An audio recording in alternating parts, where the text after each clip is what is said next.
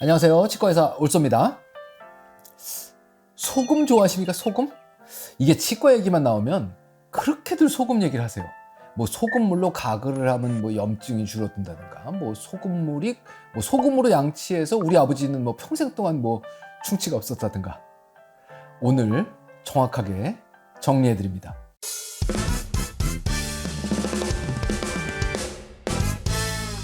소금은 약이 아닌 건 아시죠? 예. 화학식으로 쓰면 NaCl 이렇게 쓰는 나트륨과 염소 뭐 이 두 가지가 달라붙어 있는 구조입니다. 짜지요.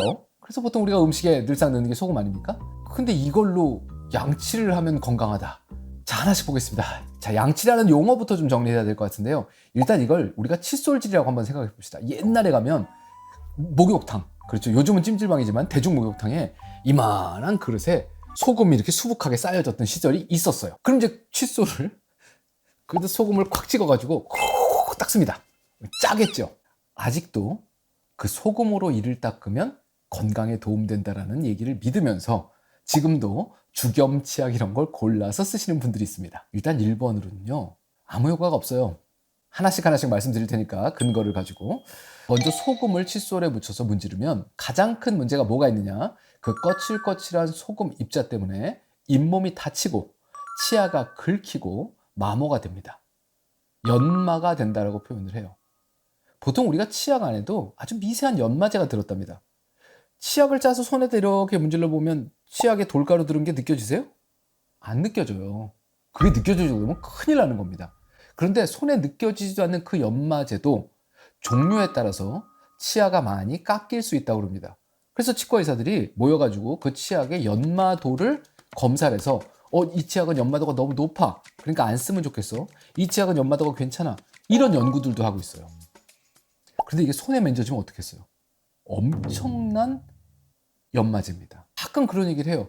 아유, 나는 굵은 소금을 안 쓰고 고운 소금을 써. 고운 소금 손에 만져집니까? 안 만져집니까? 만져지죠? 그럼 쓰시면 안 되는 거예요.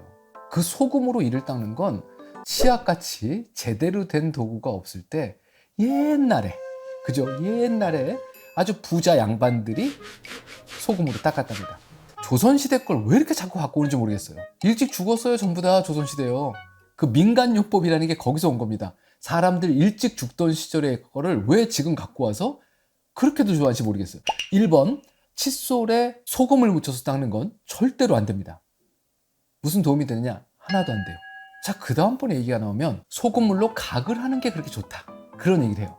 유튜브에도 있어요. 소금물로 각을 하면 염증이 완화된다.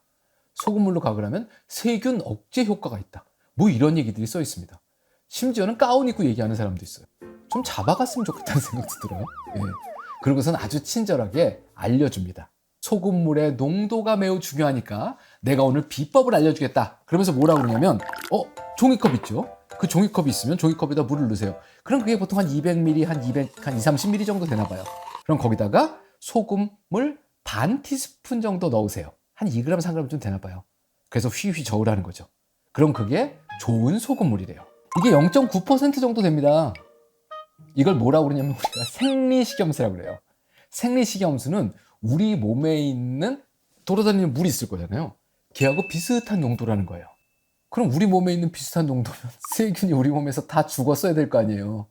그렇잖아요. 우리 몸에 생리식염수가 돌아다니고 있는데 그 생리식염수 가지고 세균이 죽는다고 얘기하면 다 죽었어야 돼요. 그러니까 앞뒤가 안 맞는 얘기를 하고 있는 거예요.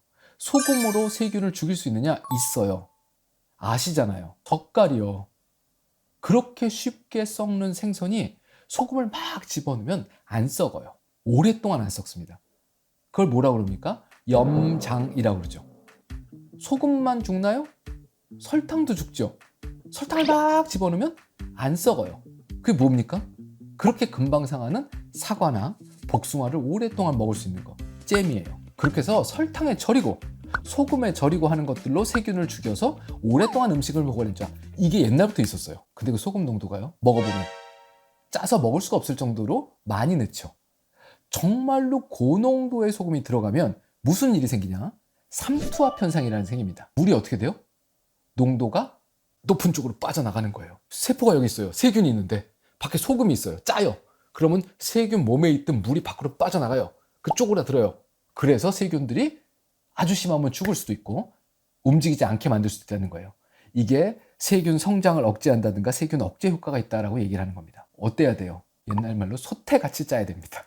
생리식염수 종이컵에 반 티스푼 넣는 거 가지고는 택도 없어요. 근데 이런 걸 입안에 집어넣으면 무슨 일이 생기겠어요? 입안이 다 헐어요. 그리고 입안에서 물기가 쪽 빠집니다. 그보다는 짜서 먹을 수가 없겠죠. 생리식염수는 말씀드린 대로 우리 몸의 체액과 같은 농도예요. 세균이 하나도 안 죽습니다. 오글오글해서 뱉으면 무슨 효과가 있어요? 물로 양치한 효과가 있을 뿐이에요. 우리가 좀 상식적으로 생각을 해보시자고요. 소금에 엄청난 효과가 있는 게 아니에요. 더더군다나 생리식염수는 아무 효과가 없습니다. 그런데 지금도 유튜브에서 그 소금물 타는 방법을 얘기하면서 소금물 양치로 인해서 건강해진다라고 거짓말을 했어요. 그 거짓말 중에 제일 최악이 치주 질환이 완화된다는 겁니다. 치주 질환은 잇몸병이에요. 왜 생겼어요? 염증 때문에 생긴 겁니다. 염증은 왜 생겼어요? 그렇죠. 잇몸 테두리에 세균과 음식물 찌꺼기 같은 것들이 있어서 그 세균이 음식물 찌꺼기를 먹고 신나가지고 염증 물질을 내는 거예요. 그럼 그 세균을 죽이든가 세균을 쓸어내든가 해야 되겠죠. 죽이려면 어떻게 해요? 약을 쳐야 됩니다. 그래서 가끔 클로렉시딘이나 이런 화학약품으로 세균을 죽여보자고 하는 게 있어요. 세포벽을 막 없애보자. 그 다음번에는요, 기계적으로 쓸어내는 겁니다. 이게 칫솔질과 치간칫솔이에요. 어느 쪽을 택하시겠어요? 우리 몸에 화학약품을 넣는 것과 기계적으로 잘 닦는 것. 우선순위가 되는 건 그래서 기계적 세정이다라는 겁니다. 가끔 댓글을 보다 보면 좀 화가 나는 경우들이 있어요. 사실 제가 치과대학을 나오고 교정을 전공하고 학위도 받고 그리고 예방치과 관련돼서 여러 가지 공부도 했는데 어디 지나가던 사람이어서 제가 하는 얘기가 근거가 없다고 그러면서 막 반말도 하고 욕도 하고 지나가요. 근데 이제 제가 유튜브를 하면서 되게 조심스럽게 얘기하는 게 뭐냐면, 이거 언젠가 제가 내용도 한번 말씀드릴게요. 이런 논문이 있었다 라고 하나 가지고 이걸 일반화할 수는 없습니다. 그래서 그런 수많은 근거들을 가진 것들을 모아서 이게 정설이에요 라고 얘기하는 근거를 가지고 있는 얘기들을 조금 쉽게 풀어서 일반인들한테 얘기하려고 유튜브를 하는 거예요. 제 경험이냐? 제 경험도 있겠죠. 하지만 제 경험이 가장 미천한 겁니다.